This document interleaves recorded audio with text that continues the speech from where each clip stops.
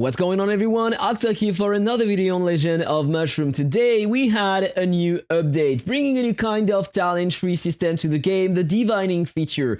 It might be a bit hard to understand, but I will try to explain to you everything in detail in this video. I want to talk about the update we had today as well, so let's start with the update in fact. So that is the update we had this morning. First of all, they are talking about an event we are going to have in a few days only, taking place between June 2nd and June 8th. I don't know what is that event, maybe a new one.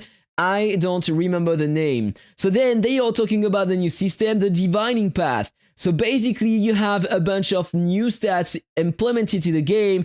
Ignore crit, reduces enemies crit rate. Ignore regen, reduces enemies HP regen. You can reduce the damage raise of the target, or you can increase your own damage resistance over time. You have the ignore pierce, you have the ignore block, so the block increases your damage raise. The pierce hits through the damage raise of the target.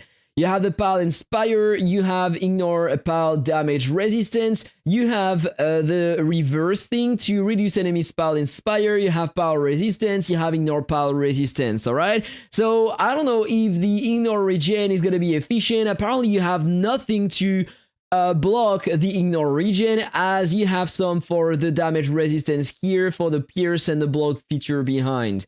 So I don't know what to expect from that. So maybe a good way to finally beat tanky regen players. Don't worry, during the video, stay tuned until the end. I'm gonna show you the build I'm running at the moment with my WARBRINGER to deal high damage versus martial sages. But it is still not working, but it is very close to beat them. Alright, so stay until the end, guys. In order to get some materials to allocate on that tree here, we have a new dungeon, the Sacred Tree Trials. We have 10 difficulties, we unlock a new difficulty every time we beat one of the difficulties in game, and we get one attempt each day, if I understood correctly. Exclusive bonus event, the Divining Ritual. This is an event that we have at the moment in game, I'm gonna show that to you right after. Event double gems from June 1st to June 7th. We will have double gems when you spend on that event only. You have only a few small packs if I remember. A new magic lamp appearance, the Fitness Storm. We'll check that as well. The Foodie Fun, very bad event. I will probably avoid doing that. It's just taking a lot of time for nothing at the end. They increased the level limits for the skills from 200 to 300. So it can be great, especially for the mages, because the higher the level on the skills, the higher the damage you deal at the end, so this is pretty cool in my opinion. I'm gonna move that thing here. Avian increased the Avian share limit to 20 and the Avian companion limit to 30, so better if you want to share Avians with your friends. So very interesting. Optimize the descriptions of some Avian affixes and talents in the work system without changing their effects. Why not? Interface, updated the description of some attributes on the attribute interface, added the auto-translation feature to the chat system on mobile web page, optimized the repair spot user interface from some devices, sale season, change daily nighttime protection in season 4 to 2 hours, from 2 o'clock, to 6 o'clock. Why not? And bug fixes. Fix the occasional display issue with the estimated crop steal on the crop steal pop-up. Fix an issue where sometimes a mining wouldn't start or progress when a mining team is at work. Fix an occasional display issue with crop steal battle results. Fix an occasional display issue with the drop-down options for changing squad pals. So this is what we had this morning with the update. Now it's time to go back in game and check that directly in detail. Alright, so this is the Divining Path new feature we had today. So first of all, before talking about that, you need to know about it. We have a new dungeon here, the Sacred Tree Trials. We are starting with 30 challenges, so without further ado, I'm gonna do that. We have some Flame of Wisdom that we can spend on the talent tree, the new one, to unlock some more stats. So let's do that. Pretty sure that the challenge is gonna be very easy, at least for the first ones. I am at the moment with my WARBRINGER, I can one-shot the enemy, so I'm gonna do that a couple times, so I will get a few Flame of Wisdoms. You know what, I'm just gonna cut the video so I have directly everything completed. Alright, so I completed everything I could, 20 stages on the first day. I am capped on the difficulty for now, so tomorrow I will unlock more difficulties on the content and I will get more rewards at the end. But for now, I can sweep the content to obtain directly some more, so let's do that. And I suppose that once everything is completed, we can just come here, open and sweep the content so we get directly our materials. So this is the equivalent of the Dark Trials. It's for the feathers, in my opinion, alright? So we have that event in which we can complete some quests, basic quests as always, defeat some enemies, light the magic lamp, and sell gear, stuff like that. So we can get some more in here. Then you have that tree here to unlock some nodes and rewards in here. You need to basically use some materials in the divining feature. So this is what I will do. And finally, you have some packs on the right. You have 2 different materials. I will explain to you what they are. So if you want to pay to win, you can go full in here. I'm pretty sure that it will have a lot of extra stats. Alright, so it's time to open the content here. And first of all, if I click on that path, this is the first one that is unlocked. You need to do a lot of sense in that content if you want to unlock the other ones. So basically, if I'm going here, you have different paths. Let's open the first one, the wisdom path. And here, it's a kind of feature working the same as the prayer statue, in fact. You have 3 stats, and when you click here, you can see the different stats you can have. You have global attack, global defense, global HP, crit rate, combo, counter strike, pal crit, pal combo, pal ignore evasion, and you have the probabilities here. You have 2 materials, you have the flame of wisdom that you need to use in order to sense, and you have the soul sigils here that you need to spend if you want to lock a substat. Alright, so it works almost the same as the prayer statue. Alright, so let's spend some, let's see what I am getting. Pal ignore evasion, let's replace because I had known before. You need to sense 20 times if you want to unlock the second one, and 120 times if you want to unlock the third one. Global HP, let's replace. Combo, counter strike, let's replace that for now. Oh, and by the way, you have some crit rate. This is interesting for me, so I'm gonna try to take the crit rate first. Because without the Bistro Bow, you can't reach the 100%, so it can be great to have some. Crit rate. Gonna replace that. Okay, it's replacing the 2, and now I can continue until I unlock the last node. Oh, I can unlock some blue ones now. I have better rates. No, only 3.4%, but I suppose that the more you sense on a node, the higher the rates you are getting later. Alright, so I don't know if I want to go all the way to the 120. I think that I will jump on the other one, so I will get more stats. I think that this is the right thing to do. Pal ignore evasion, so I procced a purple one, but I don't care. I want a crit rate first, as I told you. And by the way, I'm gonna do that 20 times to unlock the second skill. Can I have something interesting for my class? Come on. Global attack, global defense. I'm gonna take that. This is pretty cool for my WARBRINGER. I'm gonna show you my build right after. You will see that I have a crazy amount of defense and it works well versus martial sages. Alright, so let's jump on the next one. I'm gonna do that 20 times. Crit rate, global attack. I will stick with that for now. Let's jump on the last node here. No, this is not the last node. We have another one right after. Alright, so let's continue. Crit rate, global attack, amazing stats. So let's start with that. Go on the last one. 20 times. Crit rate, global defense. Replace. So now if I check, I'm getting 0.5 crit, almost 1% here, almost 1% there at the bottom as well.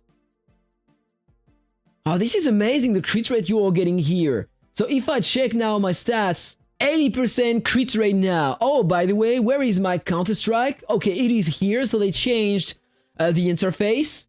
80% crit, 99% counter-strike, so this is very, very nice. Alright, so now if I go here, unlock all the sense nodes in the life path. Alright, so I need to work on that now. I will need to unlock the last node for every single node if I want to progress and unlock the next one. And here you can see the stats you are getting. So this is very nice and you have multiple sets. So we can have some ignore regen. I don't know if I can have some. Let's just open that path and let's retry to change something. Okay, no, here I can get only these stats, and I suppose that when I will unlock the world path or the universe path, we will have some more stats, like the other stats you have here, the ignore regen and stuff like that. So this is basically how it works, guys. Let me know what you think about it, but I suppose that it's gonna change many things. I would love to try the ignore regen. I want to show you now the build I am using at the moment in PvP versus tanky players. So I don't know if I have the right mount equipped. This one is just the banger if you want to deal damage versus tanky regen players. The stacks you are applying are dealing crazy damage all the time. Let me show you the stats I have on my character. Crit rate 80%, counter strike 99.16%, then basic attack multiplier I don't really care, counter multiplier 60,000%, a bit above. Crit damage is here now 9,100, and my main stats I have 3,200 million defense. Alright, I focused on that. If I show you the scrolls I have at the moment, I have 101 in here. In fact, the defense is nullifying a lot of damage based on basic attack, alright? And the Warbringer is converting a part of the defense into some attack when using the skill, so you have a lot of damage thanks to that. By the way, I apologize about my voice, I'm ill at the moment, so sorry for that, guys. So in the souls, I have level 60 on the defense here. I have 70 on the crit damage, 59 on the attack, and 70 in the counter damage. And for the rest of the build, I'm running that. Crit rate, counter strike with the gear, these skills, these pals. I'm lowering the HP regen of the target, increasing the attack speed and lowering the damage I take, lowering the crit resistance, very important too. I'm using the red spore, this is very important too with the Warbringer apparently.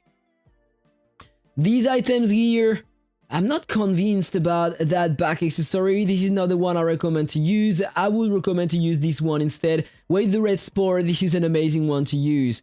For the hero cards, these are the ones I'm running at the moment. You have more attack, more defense, more counter damage, and more defense one more time. So this is very nice with the build I am running at the moment. For the talents, if you want to know, this is what I'm running at the moment. On the left, this is what I have. On the right, I have that as well. Sorry. At the top, I have some resistances, and basic attack damage resistance is very nice too. Same on the archery, I have some resistances. I have the crit damage on the left. On the sorcery, I have this one for my attack and the wand. On the right, crit resistance and skill regen. And finally, on the Tame Beast, I have more wand here. Alright? If I show you my enchants, I was able to get a 27% global counter here. This is insane. Perfect one because I also have some combo damage res, global basic attack damage, and evasion. Amazing. Here I got a global counter 12%, counter damage res. On this one I have global counter 16%, very nice too, global basic attack as well. Here counter damage with 24% global counter, very nice, a basic attack damage res, very nice too. On that node I have a basic attack damage res, so that is great for versus martial sages. Global basic attack, global counter 12%, and finally on this one, crit damage and nothing interesting here. The combo damage resistance only. Alright, so this is what I am running on my character at the moment. So if I go in PvP here, I will try to find mats here. Let's challenge. The fight is gonna take a lot of time, but you will see the efficiency of the build. Basically, I'm nullifying a lot of the damage taken. I can release pretty nice damage with the artifact I'm using, thanks to the red spore and the dark wings I have equipped on my character. But he's healing a crazy amount. Like, this is completely insane, the heals he's receiving, and he takes less damage over time. But remember that I have the Scorpio mount equipped, so over time he's gonna have more stacks of bleed and starts taking a lot of damage. So for now I just need to survive. This is why I have a lot of defense, and look at that. Normally that guy releases a lot of damage based on a basic attack. I'm not taking a lot of damage, I can remain alive.